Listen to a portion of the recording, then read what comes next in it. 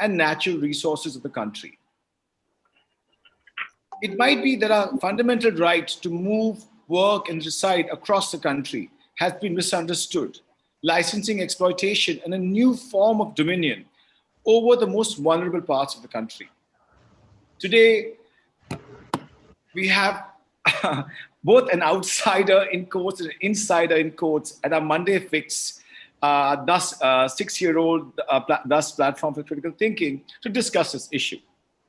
So we have two great speakers today from the field of journalism, human rights, and environmental protection to help us grapple with this idea of the insider-outsider debate. I'm very pleased to welcome Nandita Haksar, for many of us, Professor Haksar, and Frederick Noronha.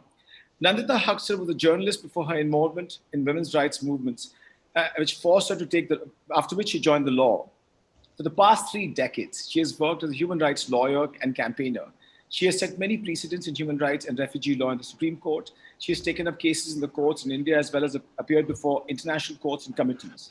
She is also involved and taught courses in human rights in various universities. She has written 17 books and authored various articles and reports on rights in general. Frederick Noronha is a veteran journalist based in Goa and has written extensively on Goa, Goan literature, media, the environment, development, and now largely on information technology. So I welcome you all with Nandita and Frederick, and I'll open the discussion. Nandita, how do you see this issue of the insider-outsider debate currently? If you look at ourselves, we're sitting in Goa right now. You are, I'm assuming you're from Delhi in North India. You now live in Goa for the last couple of decades. Your work has been your work is focused on Chhattisgarh, the Northeast, Kashmir, and now Goa. How do we first, when we talk about these questions of insider outside, how do we kind of situate ourselves in these discussions? Okay. Well, this is a very complex topic and emotionally volatile, but let me begin at the beginning. I belong to a generation where, we were brought up as Indians. And I want to just sort of explain what that meant. And however strange or maybe even funny it sounds, we were brought up to say, I was brought up to believe that we must never describe people by their religion or by even from the place where they came. We couldn't say, oh, that Muslim fellow or that Madrasi. We were always told that we must most respectful, know their names. In 60s, when there was a shortage of rice in Tamil Nadu, my father announced one day that we'd give up eating rice. And we were a Kashmiri Brahmin family, we were rice eating. So he said we must give up rice because the Tamils are not getting rice. And in solidarity, we should. I don't think anyone in Tamil Nadu knew about our sacrifice. But this was the spirit of those times. More than that, when I was 5, we drove down to Bhakra Nangal to see these temples of modern India. And so there was this very real sense that I was brought up that we are all Indians. And so when I got married to a Naga who was from Manipur and settled in Goa, someone asked me, Madhushri Datta, she's a well-known documentary filmmaker, and she said in her thick Bengali accent, Nandita, how can you marry someone from Northeast and settle in Goa? And I was very annoyed with her for saying this because she was from Jharkhand, settled in Bombay, and I think now in Germany. So why did she think what I was doing was, something special? Now, we will go into what she could have been and what, but I was just an Indian married to a fellow Indian citizen settling in a part of India. It was just simple as that. And I think that we should remember, and I would like to just put this in a historical context, that when in 1947 electoral rolls were being made, the excitement of having electoral rolls, of having adult franchise, where millions of people for the first time voted, and they could have been rulers of some feudal state, or they could be a peasant in Bengal, they could be middle-class lawyer somewhere in Calcutta. We all became citizens. and 173 million people voted.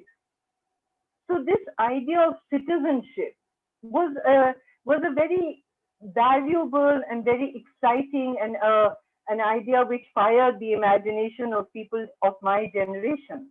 And many people, many activists went all over, settled wherever in the jungles or helped with tribal areas or went to wherever. And the idea was to build this India of our imagination. It was not there. We knew that we would have to build it. So for me, I was always the ultimate insider and a citizen of this country. And whatever I did as a citizen of this country. And then we will see how I learned that it was not such a simple question.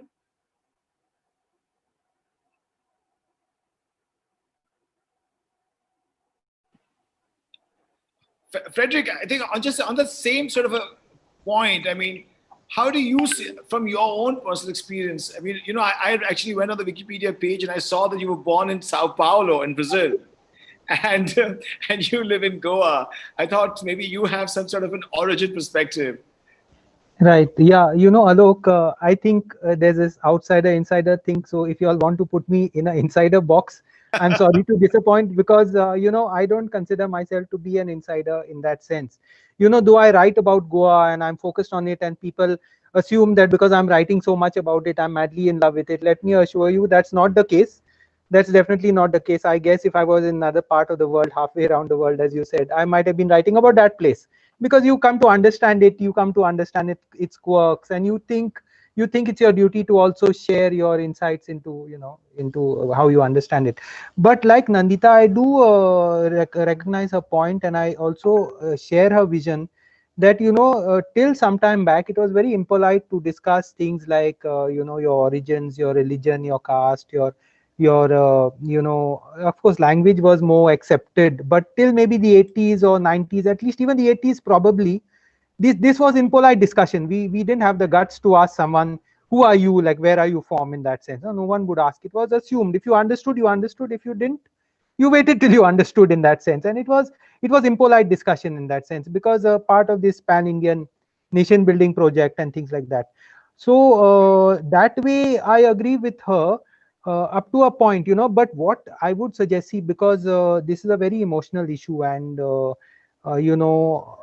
till very recently, it has now changed the discourse and the connotations of how it's being discussed. So in the US and things like that, people are wearing their race and their identity and their racial origins and whatever on their sleeve.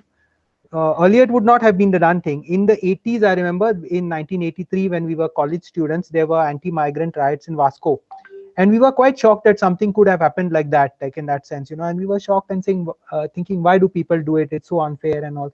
But as the debate shifts, as it emerges, you understand, or at least I would understand, that part of the debate is grounded in some kind of reality, some kind of fear, some kind of rationality. So I would argue that there is a need to separate the genuine issues from the fake issues, in that sense, the politicized issues, the opportunistic issues, the kind of manipulated issues that come into emotional context of these kind. So that's what I would just say. And by the way, one last story, when we came in the 60s back from Brazil, my parents had a very tough time to reintegrate, if you want it. So their parents had migrated probably in the 30s, 40s, and they were living with an image of Goa which had shifted in reality. So when they came back here, they could not kind of connect this dissonance between reality and their perceptions of what it was supposed to be. I always remember my mom, she used to get very upset when someone saw her sitting in the front yard and they would ask her, "Bye, Boslia, are you seated?" Like, so she would say, "What a silly question they're asking me. Don't they understand that I'm seated? If I'm seated, why are they asking me this?" But of course, like, my brother and myself fitted in quite well into this local context. It took us time to understand it, but now we feel quite like, that we understand the idiosyncrasies of the place in that sense. So when someone asks you Boslia, it's like, the weather, good weather kind of thing. It means nothing. Or if they ask you, what did you have for fish? What did you have for fish? Then you wonder, what a curious kind of community is this? They want to know what you ate today, but that's their way of making conversation. My dad, on the other hand, would get really bugged if someone called him uncle. Like, he would say, am I your mother's brother? He would kind of insult them in that sense back. So people are touchy about certain things, and it takes time to understand what are the kind of contours of the place.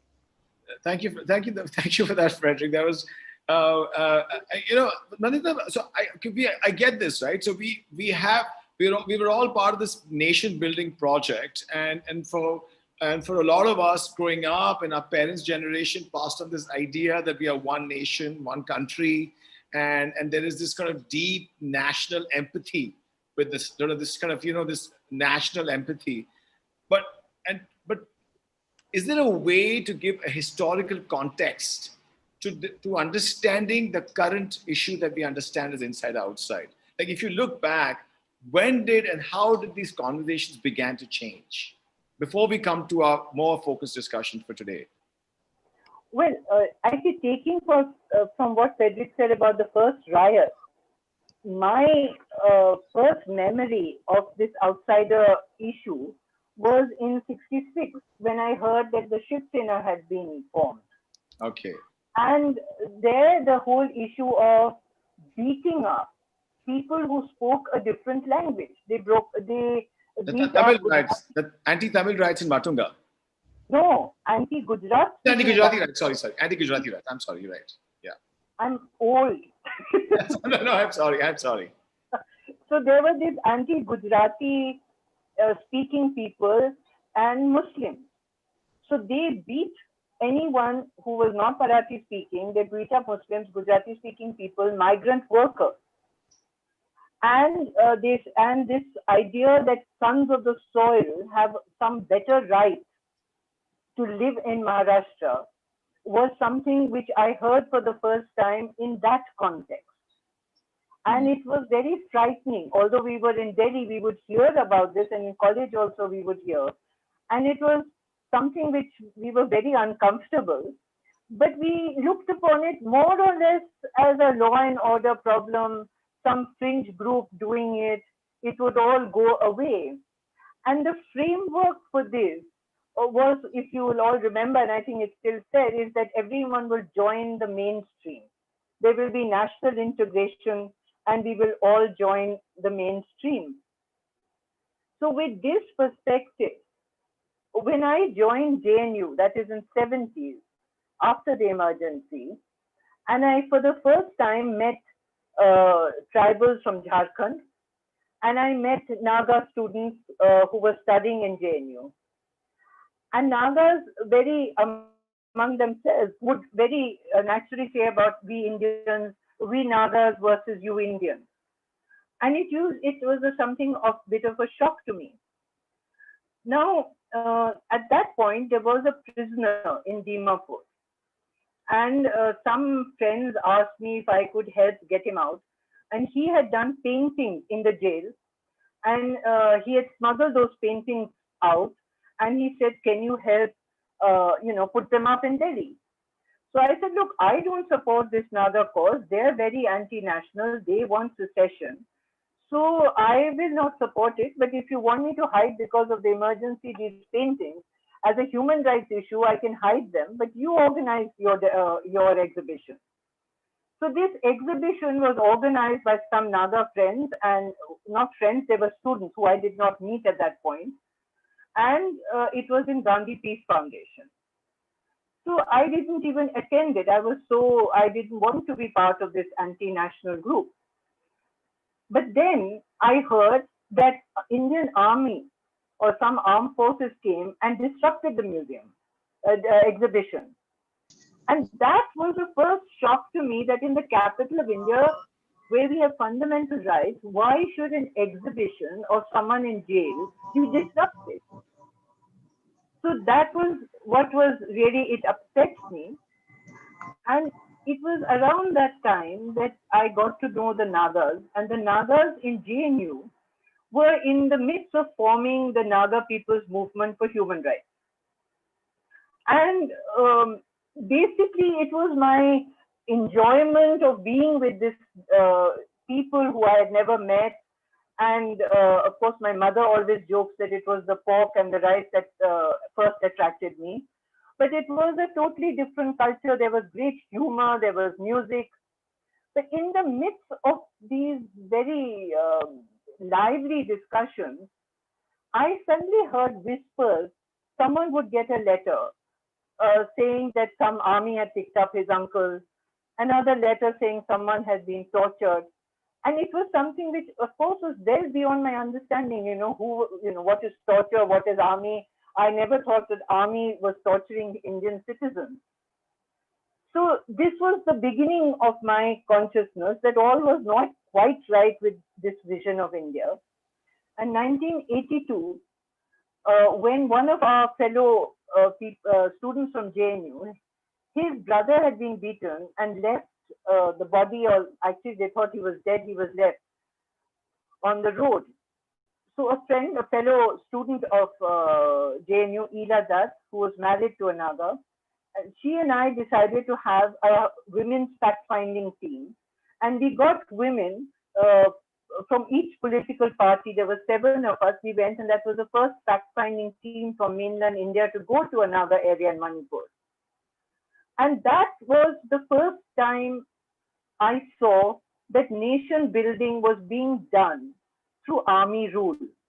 That's the first time I heard about Armed Forces Special Powers Act. I was shocked. I couldn't believe that we have, because in our constitution, as you know, there is no provision for martial law.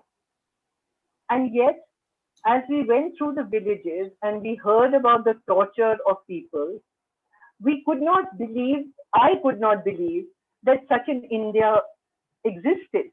It was something like Costa Galva's film. I'd seen army rule in Latin America, but I didn't know it happened right, within our borders.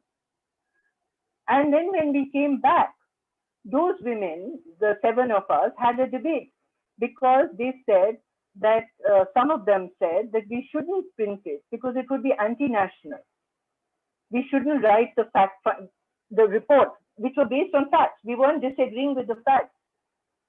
And I must say I was very proud of my father, because my father, being at that point secretary to Prime Minister, a very senior bureaucrat, he said, no, facts must be faced. And you should. And he encouraged me to write that report.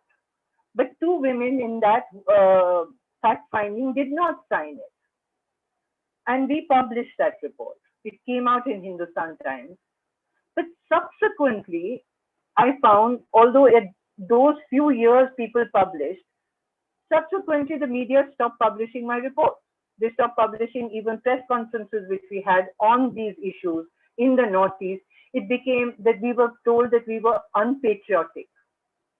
So this meant that citizens in certain parts, although they were full citizens, they were living under army rule.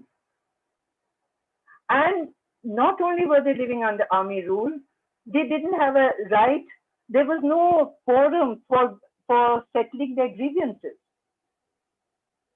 Now, this was something which was really shook me. And that was sort of the beginning of seeing who is an outsider and who is an insider.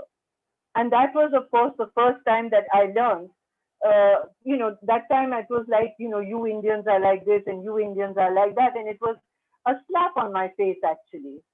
And now here is a challenge. How do I react to it? How do I deal with being treated as an outsider in my own country? So that was the first experience that I had. But also, the whole idea of this constitutional republic, this compassionate republic, must have collapsed in your mind, right?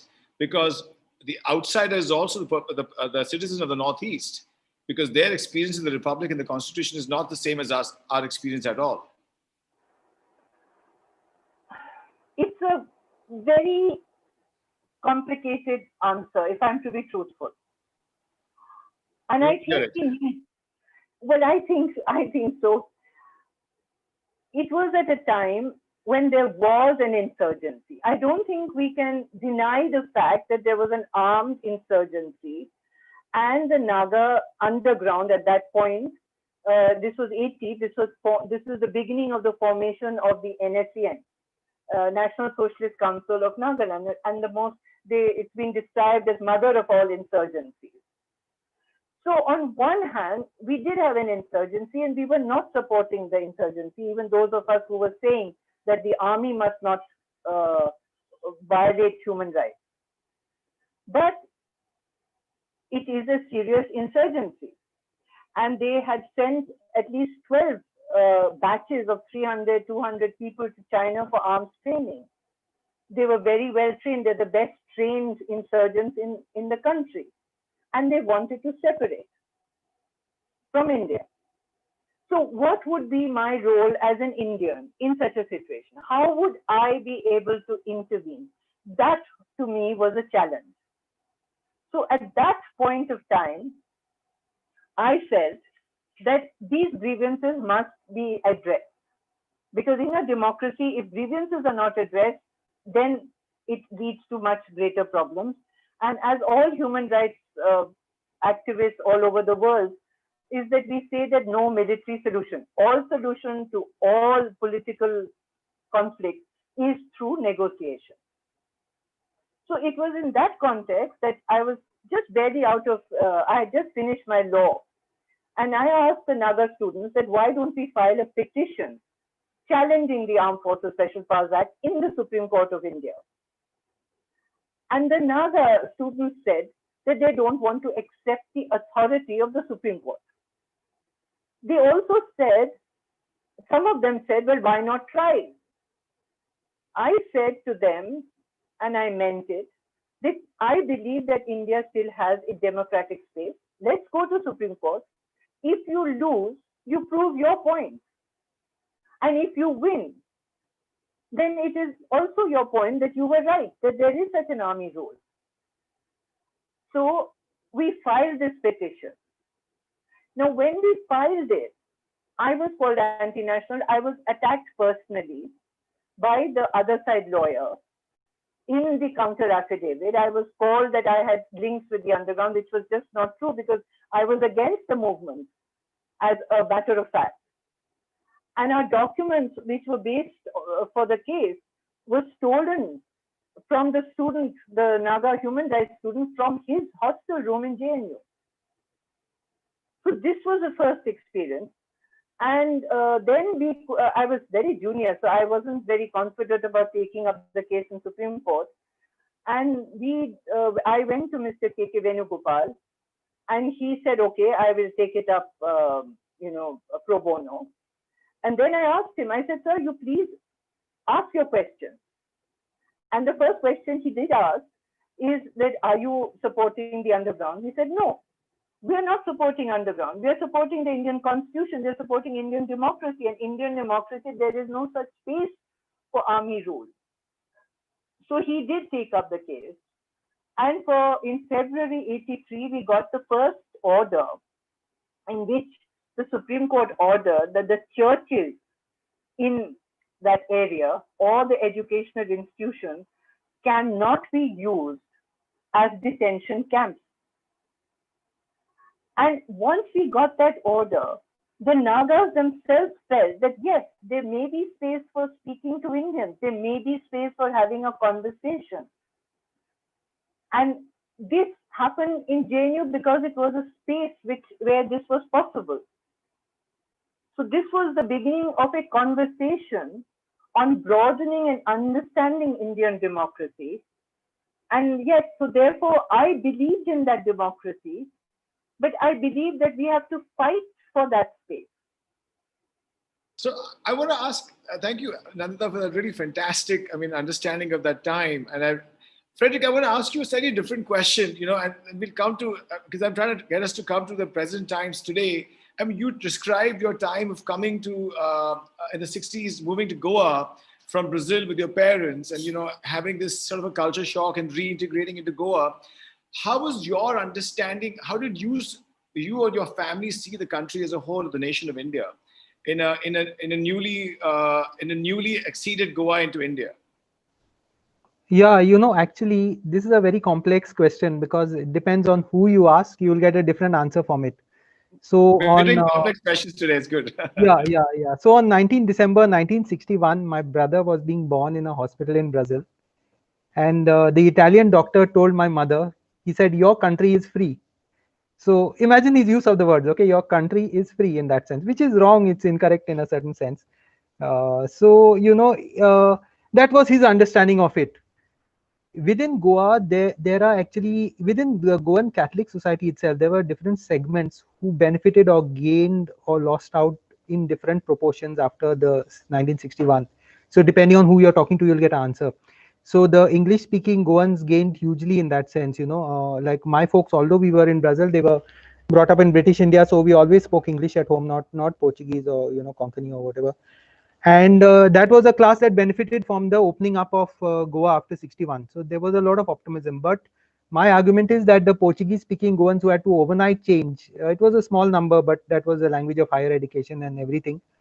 And they faced, they suffered, they kind of lost out in that period. So people like me have been upbeat in that sense, but when I look back, I think maybe we were a bit unfair towards others who may have not gone through the same experience.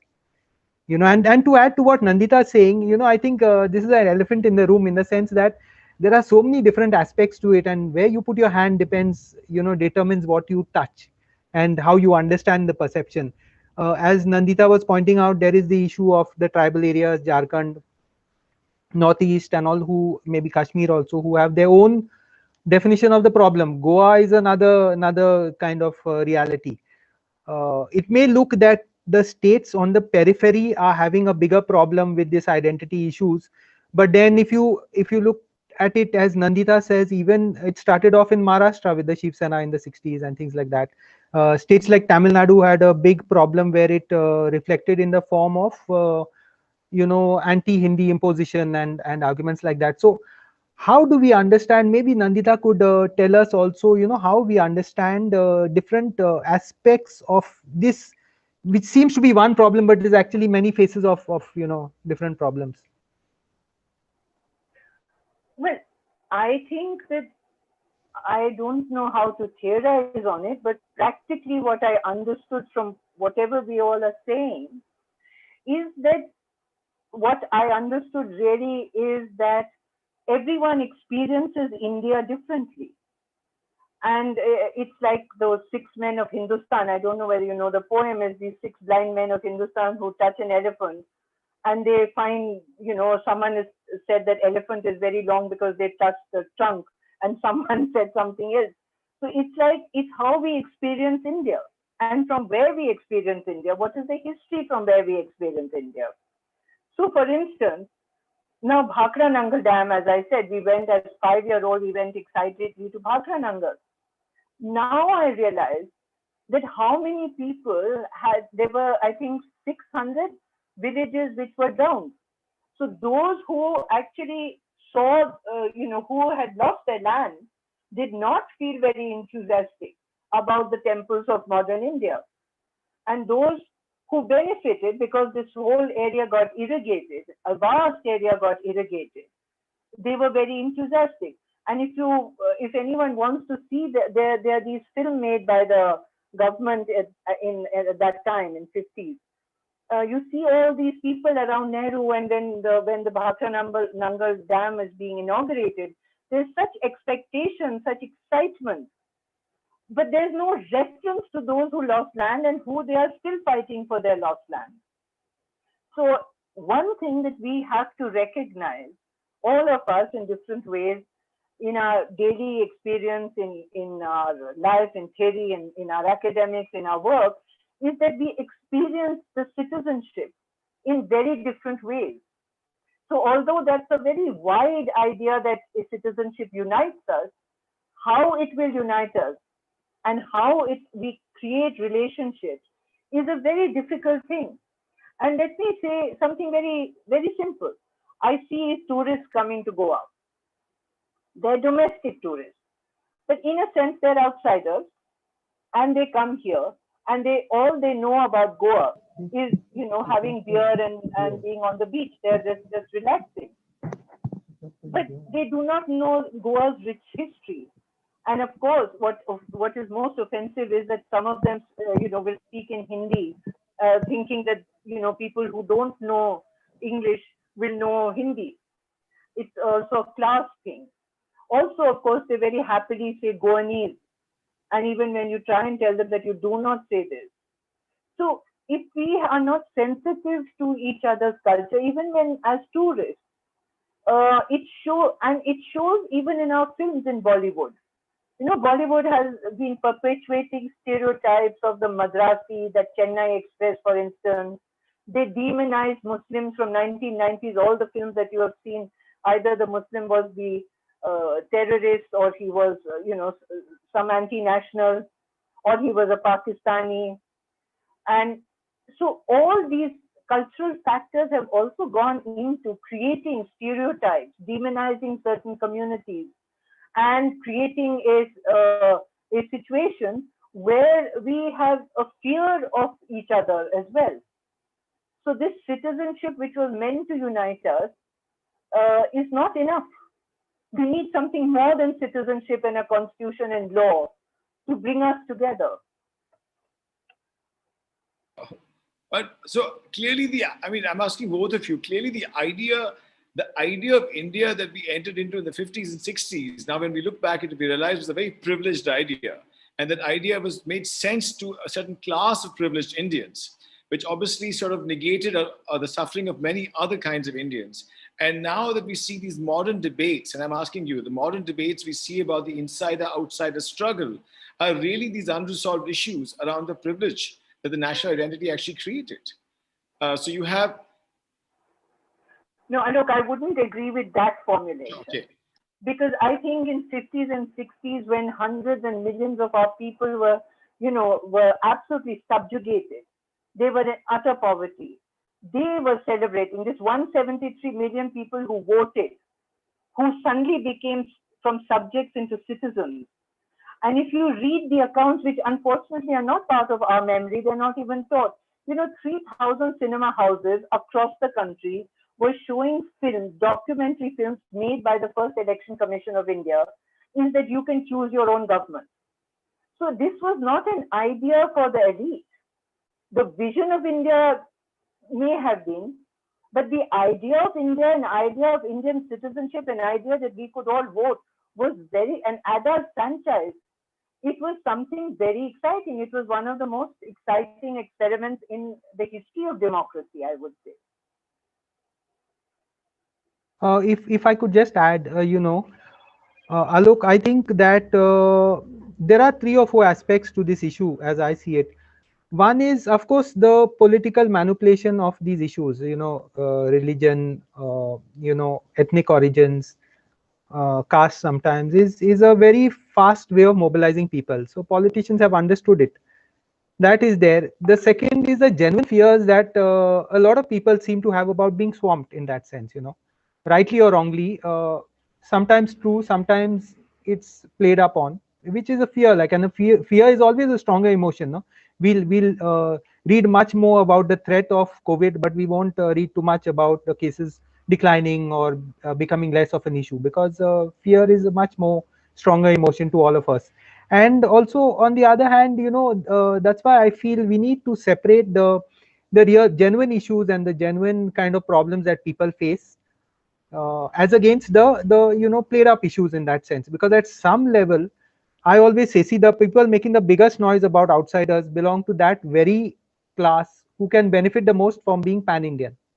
I'm saying, like, for example, if I go to Delhi or wherever in any part of the country, people are not going to ask or throw it in my face. It's mostly the poorer migrant who would face these kind of pressures regardless of where they go. They could be in their own state. So in that sense, Nandita, how do we separate the genuine issues from the played up issues? Where do you draw the line? Which are the issues worth considering? Which are the issues not worth considering?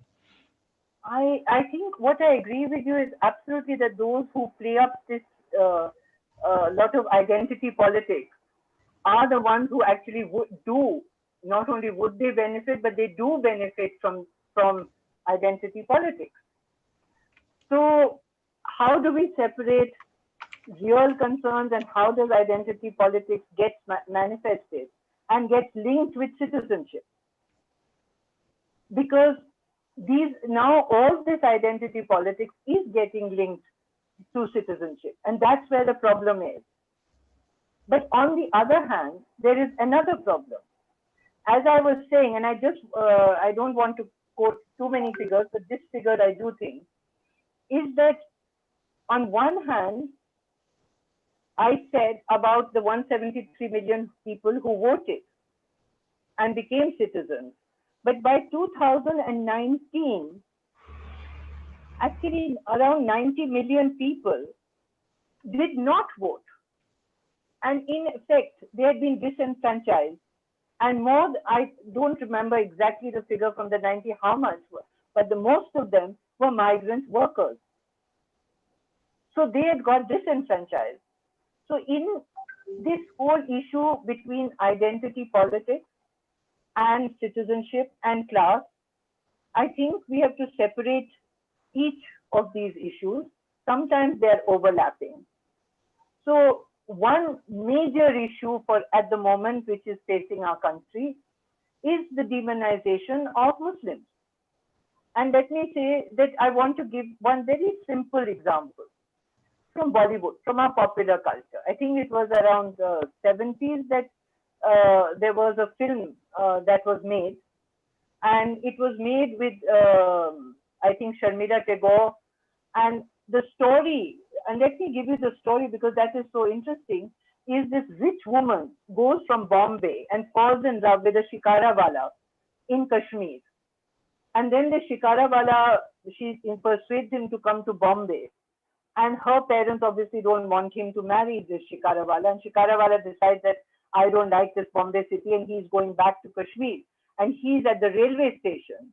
She came running to him, and he pulls her up into the train, and it ends on that. It's called Jab Jab Phool Khile. Now, it was a blockbuster.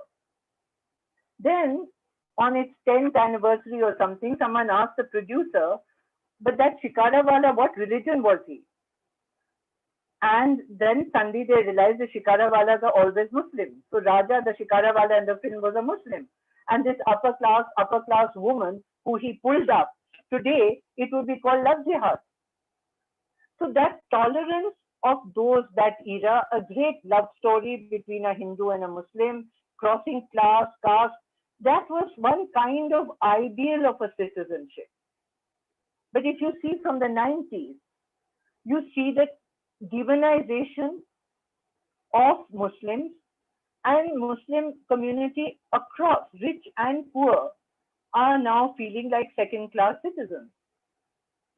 So, and this to me is the biggest shock to that vision of India with which I was brought up. So this was one area which I really feel. And then there came the Citizen Amendment Act. And for the first time, we had citizenship. The idea that citizenship could be based on religion. So it was something that, to me, was really the turning point in my understanding that we need something more than constitution and law to rekindle that old vision of India.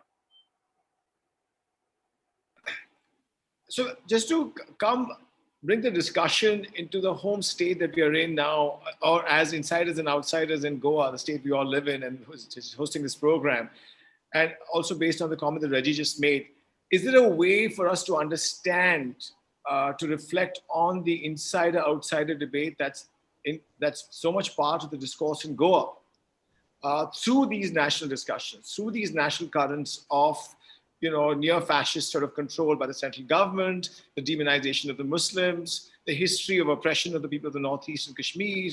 Do any of these things help us understand this really complicated relationship that Goa has with Indians outside of Goa? Actually, Frederick, yeah, actually, that's the elephant in the room, understanding the issue in Goa, because it's hard to understand, partly because we don't want to understand it or talk about it, and partly because it's really complex in that sense.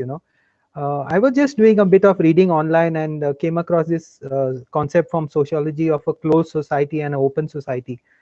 So while on the one hand, Goa from the outside seems to be a very open society. I would argue that in some ways, in many ways, it's actually a closed society. It's one which is not prone to changing, where people have their roles and fit kind of hierarchical positions by and large, and the group identities are more important than your individual identities in that sense. So the migration issue in Goa is not as simple as we understand it to be, for the reason that it has many faces. So, for example, there is the issue of the Goans migrating out of Goa. In that sense, Goa has one of the highest rates of out migration in the world, per capita. According to Robert Newman, who is an anthropologist and things like that. So he puts Goa on par with Lebanon, places like Ireland, and a few other places in the world where they have huge out migration for historical and other reasons. In that sense, that's one aspect. So the relationship between that diaspora and the current Goa is also complex and difficult to grapple with. So there are people who come back and say we have a very tough time to adjust to the place. Like, they are ethnically Goans, but because of that attitudinal shift, they have a problem to adjust. Then you have the migration into Goa, which has come in through different phases. In that sense, after 60s, it was mostly from states like Maharashtra for government jobs and Kerala for technical jobs. And then in the 70s, it changed a bit, it lowered a bit. And then in the 80s, you had the tourism influx and things like that, 90s and things like that. So then you also have a class-based migration, the richer and the poorer segments, whom it hits out there in different ways in that sense. And apart from that, you also have the tourism issue, which is a complex kind of relationship between the European tourist and the Indian tourist and the Goan kind of business person in between. And then you have migration within Goa from the rural areas like Kankona to Panjim, Penne to Panjim, and within the state. So it's a really complex kind of reality. And it's at some level, it's a battle over resources also, no? Because land becomes costlier. So my friends from other parts of India will say, you have no clue about how rent rates are shooting up during this pandemic itself, because people prefer to come from big cities to settle in Goa, and it's you can work from home and things like that. So the rent rates have shot up in that sense. Then this full thing of the IIT campaign, according to me, no one is fighting against the IIT. They are just saying that don't grab our land in the name of the IIT in that sense. So it is that kind of battle over resources also, and the carrying capacity and those kind of things, plus the issues that Nandita was raising of a genuine misunderstanding, or a lack of understanding of different populations. That's a serious problem in our globalized world, where we tend to misunderstand each other very badly. Of course, Bollywood is an equal opportunity offender, so they have not only offended the Madrasi or the Muslim or the Goan, who's of course a drunk and a vamp, but also they've offended the Nepali and the Marathi speaker and everyone but the Punjabis for some reason, who in that sense. So Bollywood has been creating stereotypes as much as it has been creating a kind of commonness and linguistic ability across the country. Nandita, we just lost your camera. I don't know. You're still there. You're still there. Okay. But you're still there. So, Nandita, how would you've been involved with so many issues of different sort of displacement, migration struggles within Goa. For example, that whole campaign to displace the prostitutes, women working as sex workers. Sorry, I use in Vasco area. Or recently, I mean, I remember for me, what was really very moving was this very long, very beautiful, very moving piece you wrote for Scroll about how you helped people from the Northeast make their way back home during the lockdowns. And I, in many ways, listening to you talk right now, I feel like it's such, at the same time, it's such an Indian story, because it combines you as an Indian activist who works in the Northeast. Now you live in Goa, and you've sort of, you've been able to use all of your resources and past experience to help the Northeastern population here. But how would you characterize, how do you see these inside-outsider debates in Goa? Okay, let me again put it in that particular experience of this migration after the lockdown. Now, what I found, At that time, we were just trying to help the migrants and we weren't theorizing on this experience. But let me give you the story so we see how all these things work. When the lockdown happened, and as you know, hundreds of millions or lakhs of migrant workers lost their jobs, so did the Northeast migrants in Goa. The spas closed down, the hotels, the restaurants, the cafes, all the areas, hospitality industry, beauty industry, they suddenly lost their jobs. And these are people from Nagaland, Manipur, Mizoram, Meghalaya, and they didn't know what had hit them. And then they got notices. This was in March, then by April, May, they couldn't pay the rent, they had no savings, and they were lost. Now, there was nowhere they could turn to within Goa. Their employers had told them to leave. And we got a phone call from Manipur, from one of the politicians or people wanting to help, and said, will you please help these Northeast migrants in Goa? And we said, yes, we can, but we don't have a curfew pass. At that time, the curfew pass system had not been put in place. We ourselves were at a loss of how to get this curfew pass. So the person in Manipur told the authorities in the administration in Goa to issue us this curfew pass. Thereafter, we were able to move around, and then the lobby in Nagaland and Manipur and Mizoram was asking for a hostel or for some accommodation for the migrants of Northeast. And with that pressure, we could go to the local administration and we got the Sports Authority of India hostel. And we tried to move in. We went, my husband and I went to look at that hostel, and we said we need to have a kitchen. The local guy there in charge of the hostel, he was not the senior most, the junior one, he was scared. He didn't want these chinky-eyed people who had brought coronavirus to, to the world. And he just said there's no kitchen. And it was night, it was 9:30 at night. I remember we came back from Mapsa. Rahul, he'll put the video right. Oh, going on. You better sit here. So let me continue. So therefore, we went back home, and I suddenly said in the night that how can there be a girls' hostel without a kitchen? And we discovered there was a kitchen, very well-equipped kitchen, but he just didn't want us there. So that was the first prejudice that we faced. Anyway, we moved all these people into two hostels, Thai hospital and the hostel and the next door hostels. And then there was a question of getting them onto the Shramik train. It was May. It was going to be the longest journey, perhaps one of the longest journeys in India, from Goa to Northeast. And I kept telling the local administration that I will buy, my husband and I will put in the money, we will buy the water. Please allow us to buy water for them. They refused, they did not help us. And they got on without food, without water on that journey. Now the journey, of course, is a long story. But the issue is that who is responsible for people? Is the whole state not responsible? And why was it that only the Manipur, Nagaland, those states were responsible? So are we guests in Goa, or are we citizens? Are we citizens? Exactly.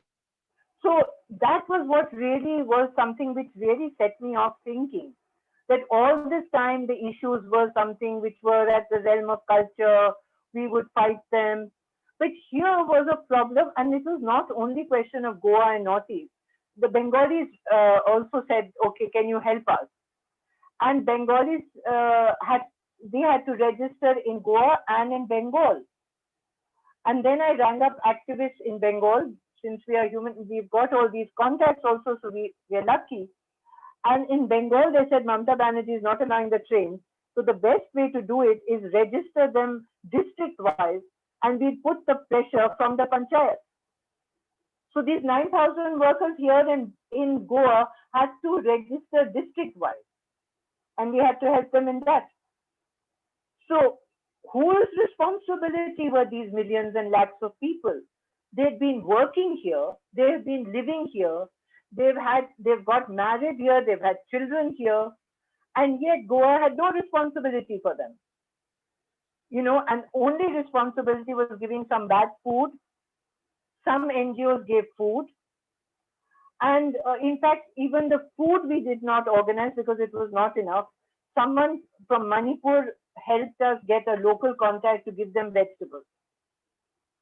So at that point, during this huge crisis of the migrants moving, and yes, it was very moving that a person like Sonu Sood had mortgaged his property and helped migrants. But the question that was agitating my mind is that why did they have to go home? Why was home not where they worked, where their families were? Why did they have to take journeys of 800 kilometers without food? And what did it mean for citizenship? What did it mean for all the things that I valued and grew up for and fought? And that is the time when it really hits me. Also because somewhere inherently the migrant knows that he's an outsider there, right? Somewhere deep inside, unfortunately, the migrant worker realized that he is an outsider. No matter he's lived here for 10 years, 15 years, 20 years, it's not like the migrant workers were standing in front of the district collector's office fighting for ration. They wanted to just get back home because they knew that, they will get help at home and not here. Well, I think that those migrant workers from Bihar and bigger states would not even be able to get the kind of help that you get in a smaller state.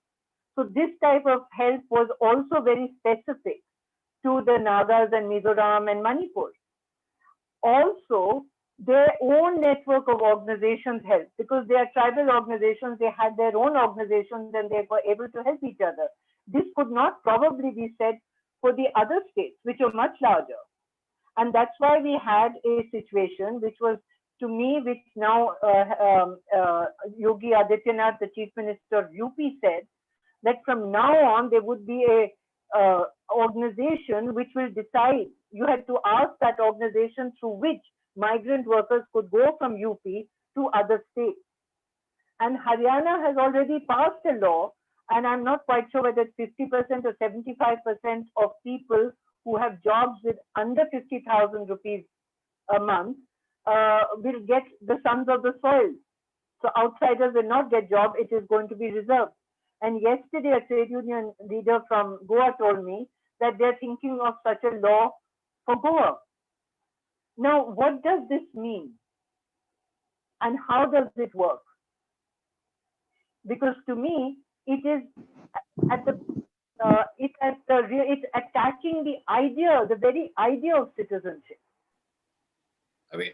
Actually, we have a very interesting comment at this very minute that the very word migrant makes you an outsider. The very word migrant has a connotation of an outsider. It means an outsider, and that's so. And I think so. What we're really seeing is this outweighing of a status of an outsider as a migrant that outweighs this idea of a constitutional citizenship.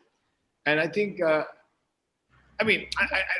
doesn't really outweigh, but obviously, kind of, do you really belong to the country as a whole, or do you belong to the cultural, ethnic place where you were born? Somehow COVID has sort of unleashed these realities.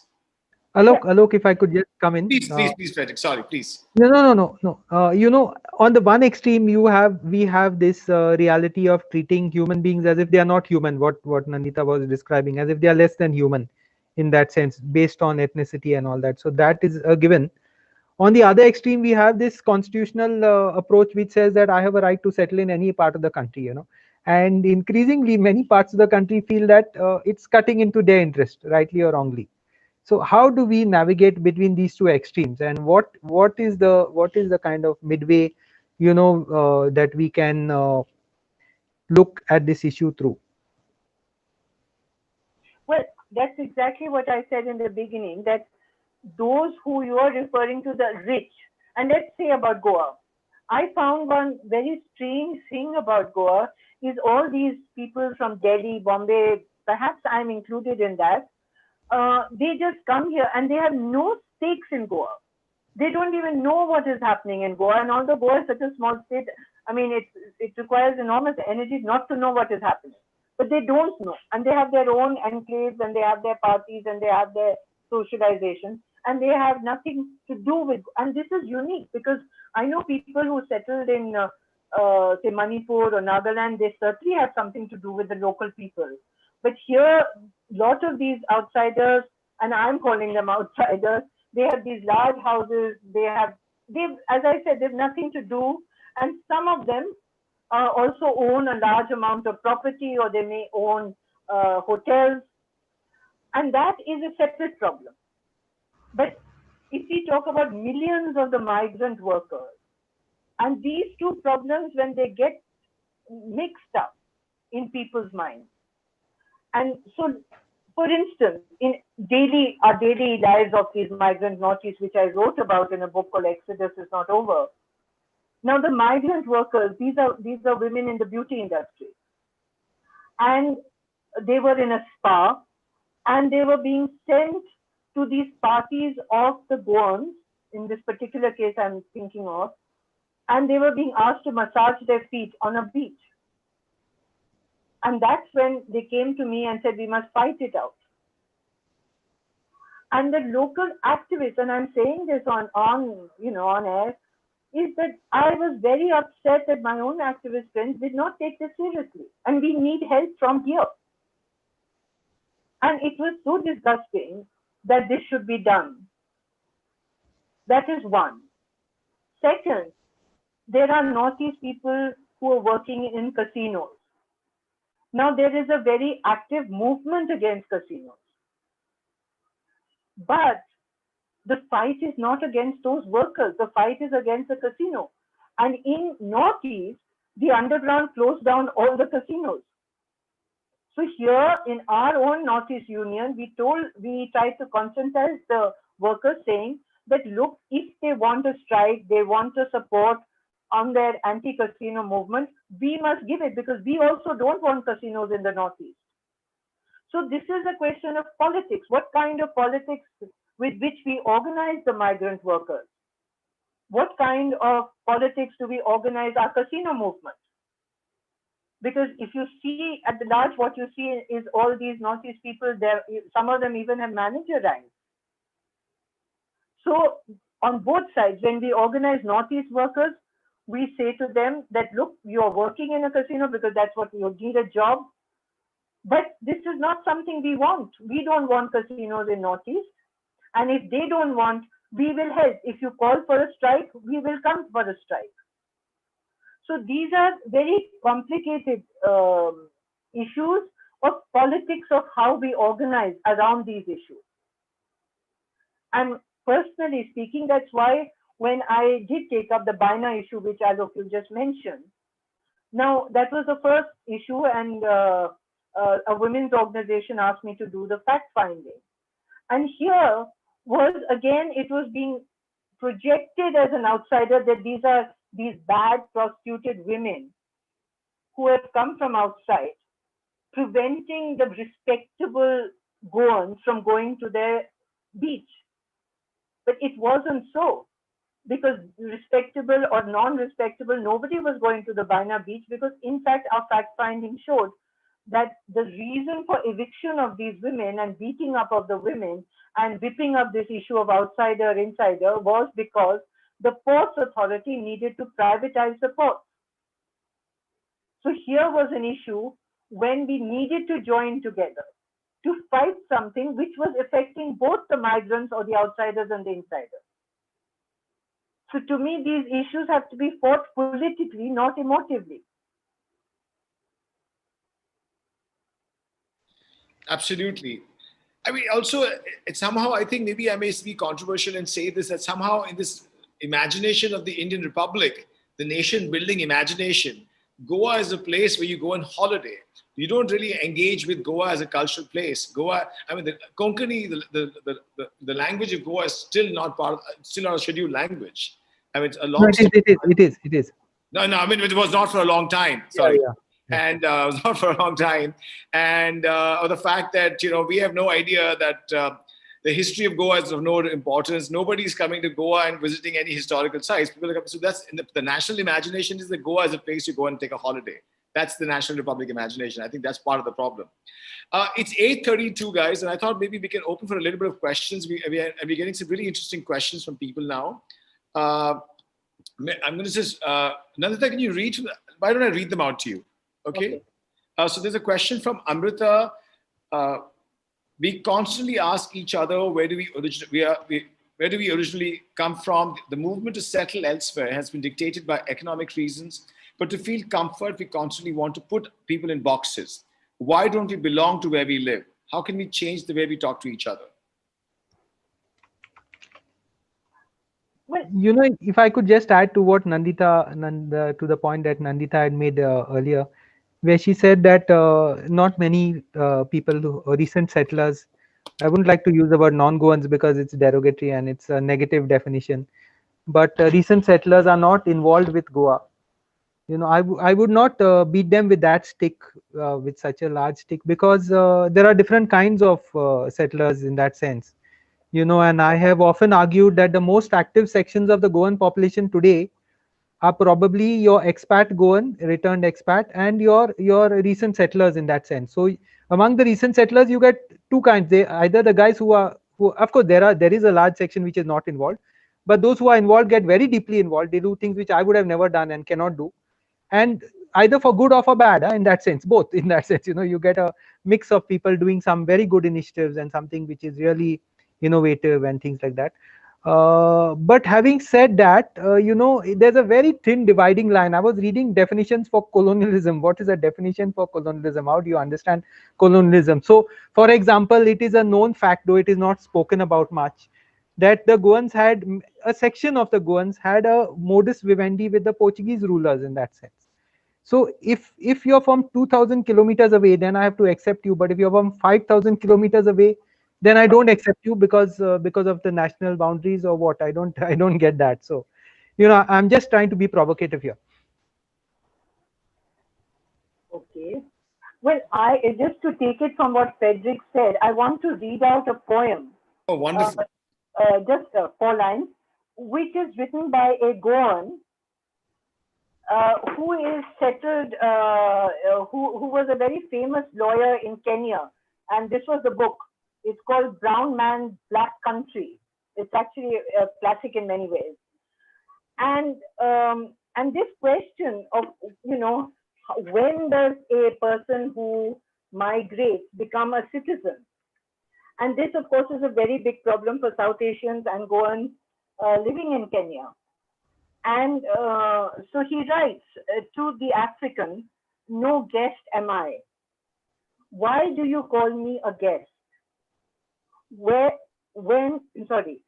do you call me a guest when here I have my home, when here my father lived and died, my mother too, and a brother?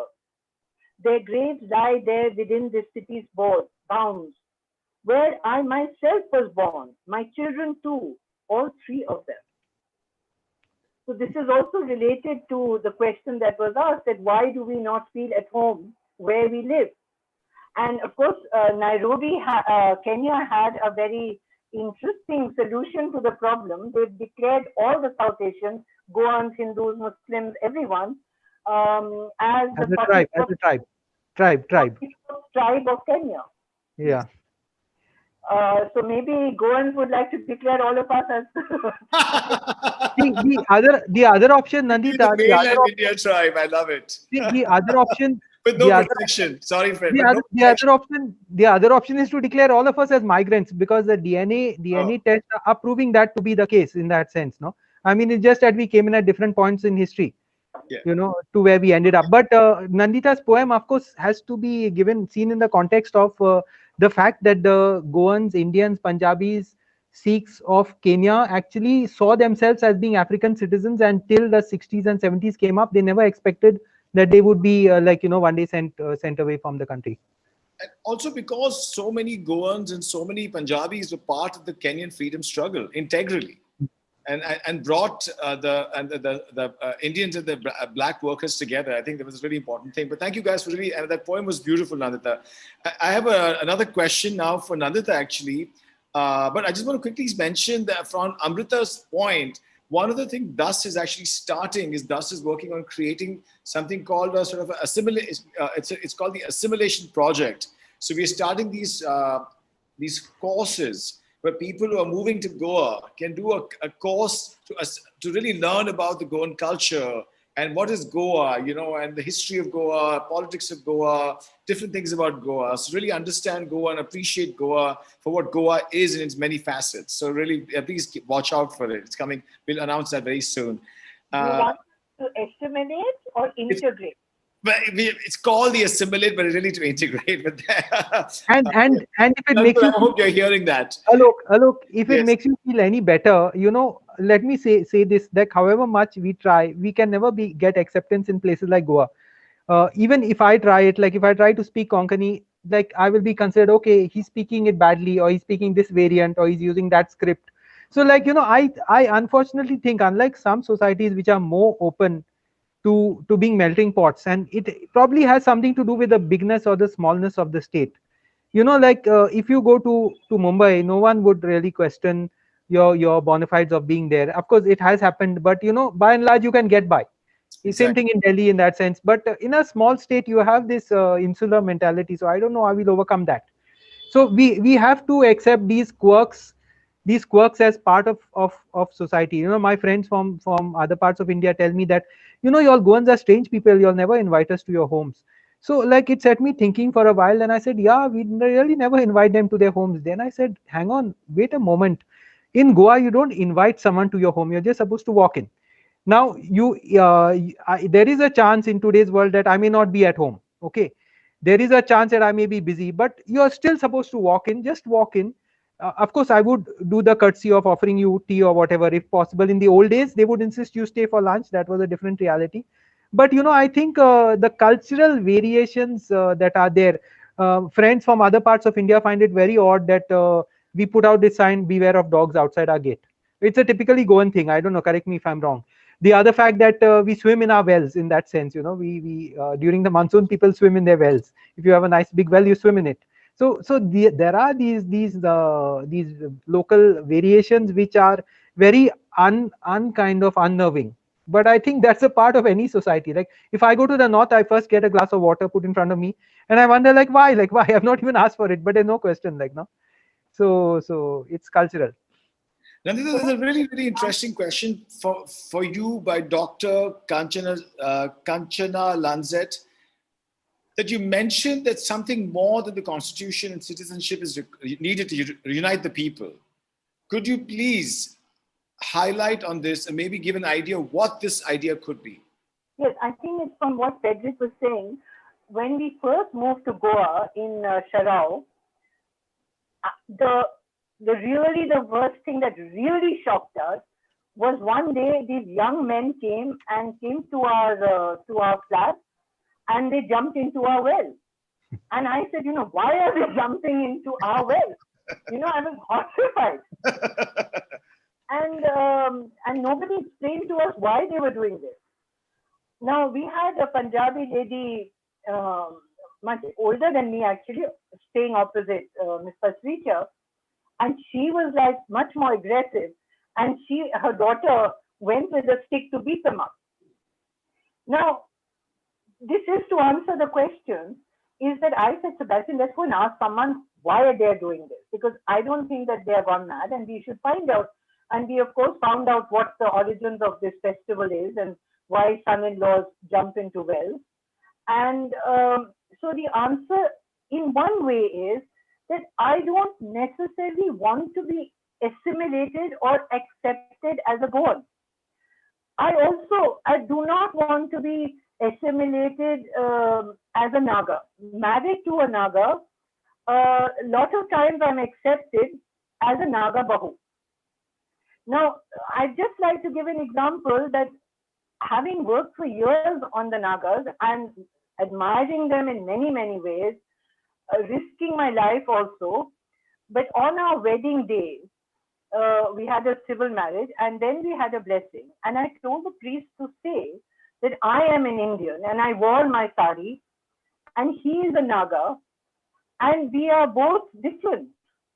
I don't want to be assimilated. I don't want to be. You must accept me on my terms, and my family must accept him on his terms. He's a practicing Catholic. He will go to church, and I will not. And we are, and at 26 years now, and we are very happily married. And he likes Goa probably more than I do. And he insists on buying his fish every Sunday and having fish curry rice. So it's not a question of acceptance in the sense of being part and parcel of the society. It's a question of respecting each other. It's a question of Sorry, and coexisting. So that's more than just citizenship. I think that if I am in Goa, I owe it to myself and to the people around that I do my skills, I contribute, which is what I did as a fact finding, and whatever else I can do. But I don't have to assimilate. And in that sense, I don't think that, we should crib that we are not accepted. And but we must make an effort wherever we are. Even if we go to Kashmir or we go to Nagaland or we go to Maharashtra, it's a question of learning. And that is what is enriching. So just to give an example, a friend of mine was saying we should have 100% reservation for Goans in the Goa University. Now that's one model. The second model is that the non-Goans teaching there must learn about Goan history, and they should be able to teach. And in that way, that is pluralism. If you are teaching whatever history and you have a contempt for the local people and contempt for their history, that won't do. But if you can enrich the history with your understanding and also teach their history or their law or their literature, I think that is a way of showing respect for the local culture. And yet I don't wish to. Even if I want to, I can't assimilate, either becoming a Naga or becoming a Mete or becoming Konkani. I'm not, I'm me. But I can have friends and we can respect each other, we can learn from each other, and we can enrich our individual experience and the country's experience. That's actually a really beautiful kind of a summary of our discussion for today. It almost feels like I feel like concluding it, but we have a few. I think we are really getting a lot of interest from the audience suddenly, and so I'm going to keep throwing the questions at you. We'll go for another 10 minutes. Is that okay, Nandita? Are you good with that? Sure. Okay. Awesome. So Frederick, this one's for you. I think you've kind of answered this question already. But somebody has asked this question for you, saying, would it be great? It would be great for you to further elaborate. What do you mean by Goa? The fact that Goa is a closed society, and what are the challenges for Goa to be an open state, or should it remain? Is it safe for Goa to be so open as we think it should be open, or is it makes sense for Goa to remain a little closed? That's a question. I think it depends on your own interest. We belong to the class who benefits from openness. So let's not make any bones about that. We are looking at outside the state, outside the world. As a freelance journalist, if I had to depend on Goa, I would have probably starved. So my interest may not be the state's interest in that sense. It is for the state to decide. It's for the people to decide. I feel not many agree with me, but I feel it's tragic that Goa is turning inward looking, because throughout history it has been very outward looking in that sense. Even before the Portuguese came, it was a center for trade and exchange of Arabian horses and dealings with the Gulf region and all that. So it has a long history of looking at the outside world. And if you see it that way, the smaller regions of the country have no options but to look at the outside world. Even if it's Kerala, I mean, why do you find so many Malayalis migrating? Because they need it in that sense. The state cannot sustain so many well-educated people and things like that. But the fear comes in that at some level you're going to be blown off your feet in that sense, because change is happening at a very fast pace. And in a globalized world, I don't know whether it's a change that's happening or the perception of change happening, in that sense. So while we have technology to preserve culture, to preserve traditions and all, the fear that we are losing out is something quite common across many parts of India. and many parts of the world as well in that sense. So how do we cope with this? How do we cope with this? How do we kind of it's a challenge. It's a challenge, and unlike what Nandita said, I would not like to guilt trip anyone saying that you have a duty to do it. In that sense, you feel like doing it, please do it. Please get more involved with the local state, because everyone comes with a certain amount of skills, and by everyone I'm talking about the middle class and even the laboring classes who have skills of a different kind, and their skills are valuable here in that sense. And of course the middle class that is coming in brings their own kind of knowledge and kind of skills that can be used here very well. And we've seen so many initiatives coming out, like literati is one of it, and thus is another one of it. And Claude Alvarez, he originally is Mangalorean, but he has contributed so much to Goa's environment. A whole lot of people, whether it's Christopher Fonseca and things like that, who have come from outside the state and contributed in that sense. Even the biggest writer in Assam is supposed to be of Marwari origins in that sense. No, so I'm saying that do it because it would make you feel more at home. You don't have to do it, but if you do it, it would be good. It would be good for us, and it would probably be beneficial for you also. No, there's always something where. But of course, then if you come back and tell me that I'm trying to plug in and people won't accept me and all, that is a bit of a problem in that sense. We know Nandita at a different level. So like we heard of her before she came, we know of her many books. I wish she'll speak a little bit about her 16, 17 books, because like her perception, of India is very different from the textbook kind of perception that we get otherwise. So I'm saying like that kind of interaction takes you to a different level, no? Absolutely. Nandita, do you want to weigh in on what Frederick is saying a little bit? No, Maybe, I understand what he's saying. Yeah. But yes, but I think that I'm talking about, as an activist perhaps, that there's a need to acknowledge this. For instance, even my activist friends, when we go to Nagaland, they say, just pick up a shawl from there. I find it insulting. Or Kashmir, I know some friends, they said, हाँ तो एक पश्मीना ले आना. So if and this is in the activist political circle. So I think there's a need to understand and self-reflect a lot. And that is not being done. And I am talking about this activist political circle. And people, including some of my friends who come to Goa. I mean, they have this competition sometimes, oh, your house doesn't, or so-and-so's house has a better view.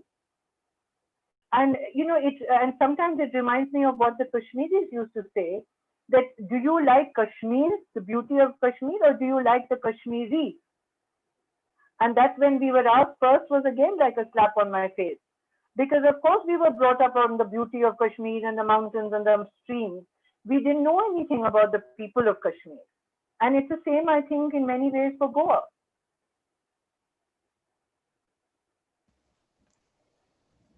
I can't hear you. Now I'm here. We have a few more questions. Let me take one. Is a question from RGK. Okay, I'm going to read the question verbatim. Historically, did Goa have an inquisition, and were the records destroyed? Did this allow Goa a kind of a restart, relatively free from the violence and burden of history? Then the question is the second part. Given we are living through some kind of a modern inquisition, ... Actually, this has been much debated. The issue has been much debated, but my view on it is a bit different. I think it has been played up a lot, and there are counter views on these kind of things. So I think Portuguese rule in Goa was pretty complicated in the sense that it's tended to be seen as Inquisition and Salazar. But it's not only that. The Portuguese rule was a mix of incorporation of the local elites to a very high level. It was a different form of colonialism, because if you consider that it came about much before the British notions of colonialism came, and whatever they did in other parts of the world like Angola and Mozambique and all that, in Goa it was mostly a trading post where they actually used the place to control the spice trade with the rest of the world. So it may not be politically correct to say this, but actually a section actually benefited from that kind of era. So it's rather complex. That of course religious intolerance has been there, it has been a part of history, but again the Portuguese state and the church have had both fights and periods where they were pretty close and pretty abusive of the full mechanism, the full ideology of religion. So that is a reality that cannot be denied. uh, but the problem is slightly different from that. I would like to believe that unlike the Brits, who have a tradition of a critical culture of themselves, the Portuguese don't, in that sense. So we, in a way, if that's right, we have inherited that. So you find that Goans find it difficult to be critical of their own culture. Point number one. And point number two, we have also inherited this kind of Portuguese approach of being very negative about the world. So it's like the Gauls in Asterix comics who believe that the sky is going to fall on their heads in the next few weeks or months. So even if their things are going good in Goa, like they'll always be telling you that something is bad. So I think these kind of attitudinal problems kind of restrict the perspective that can be brought about.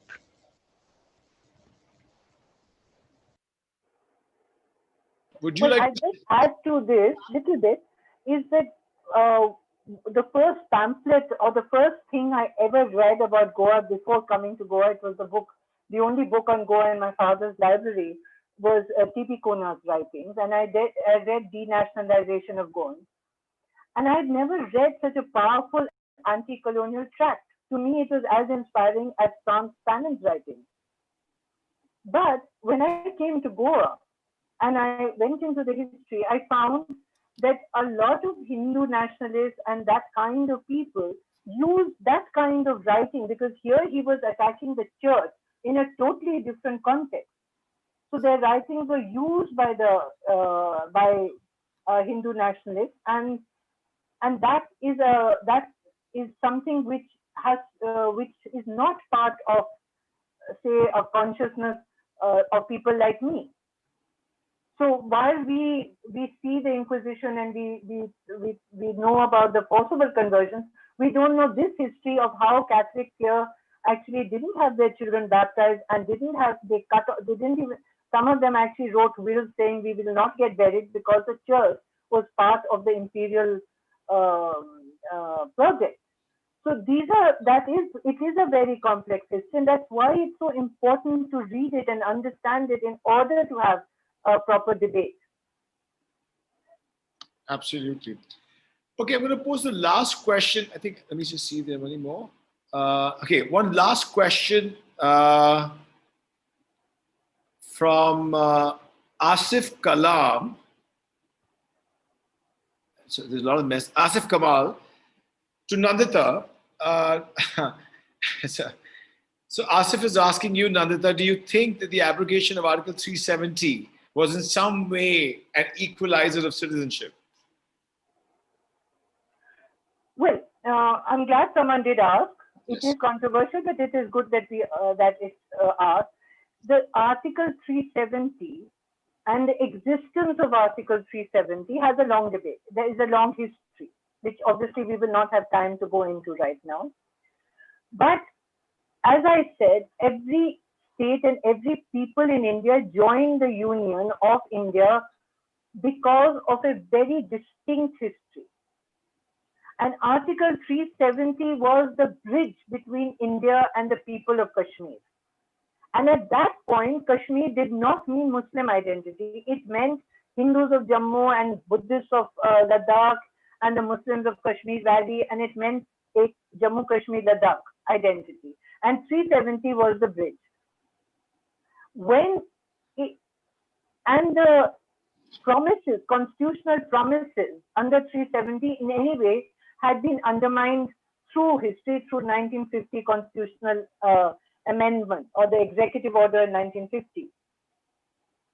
The way that this 370 was taken away, the humiliation imposed on the people in the valley, the clamp down, the internet shut down, that way, it is not a way to hope to integrate anyone into a country.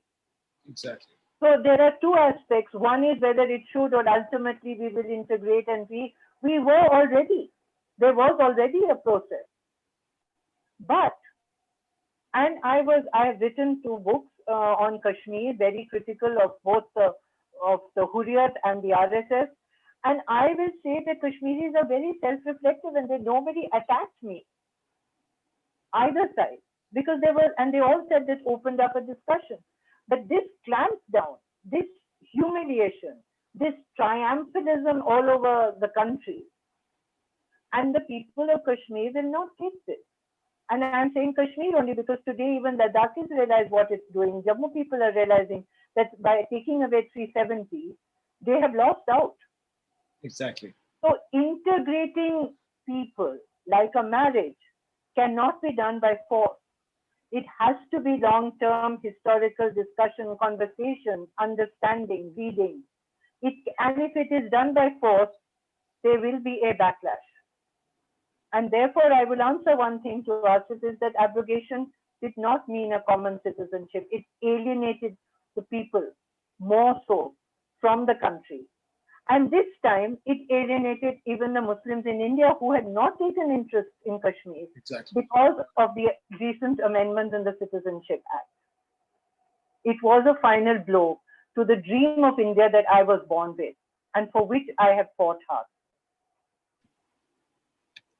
Thank you so much, Nandita.